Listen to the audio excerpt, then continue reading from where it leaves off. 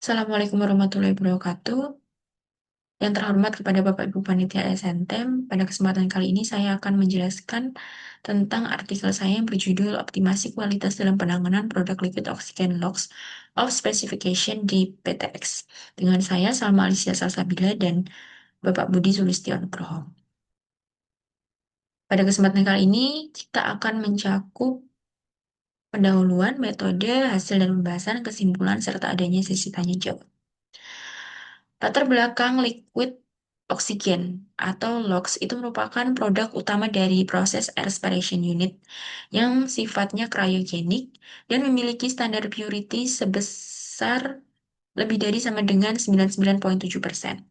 Untuk pemantauan purity-nya itu menggunakan analyzer Oximat 64. Permasalahannya itu terjadi fluktuasi kemurnian liquid oksigen pada pengecekan harian, sehingga fluktuasi ini dapat menimbulkan risiko keselamatan dan potensi produk ospek. Kemudian, dari hal tersebut diperlukan analisis penyebab dan penentuan langkah optimasi. Untuk penelitian ini bertujuan untuk mengevaluasi kestabilan kemurnian liquid oksigen menggunakan analyzer Oximat 64. Kemudian mengidentifikasi faktor penyebab fluktuasi kemurnian tersebut dan mengoptimasi pengendalian agar purity tetap stabil.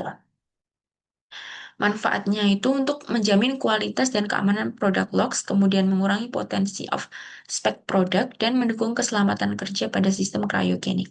Batasan penelitiannya terfokus pada evaluasi hasil purity, kemudian optimasi dilakukan melalui analisis data pengujian dan lingkup di PTX dengan data pada tanggal 1 hingga 5 Juli 2025.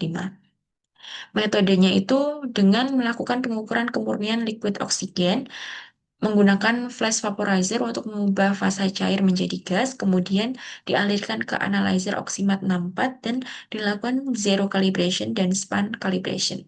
Kemudian dilakukan analisis data purity dan identifikasi penyebab.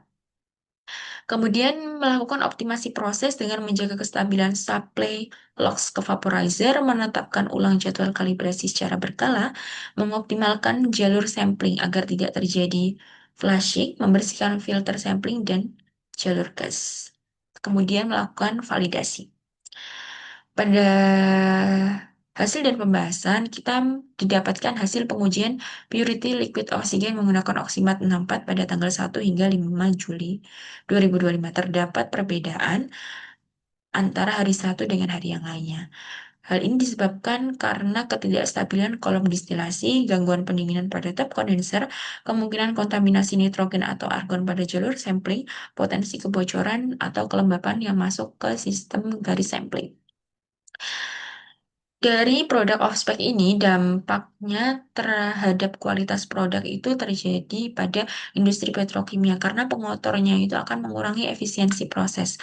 Kemudian pada industri medis itu kontaminasi sekecil apapun akan berbahaya bagi pasien, sehingga optimasi yang dilakukan itu pengeringan dan pembersihan jalur sampling, kalibrasi rutin analyzer, span dan zero, kemudian evaluasi stabilitas tekanan distilasi, pemeriksaan potensi leak, dan penguatan kontrol pendinginan di top kondenser.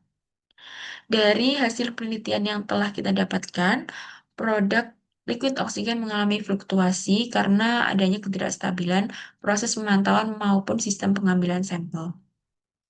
Pada pengujian ini dilakukan menggunakan Oximat 64 yang kinerjanya sangat dipengaruhi oleh kondisi sampling dan stabilitas tekanan LOX.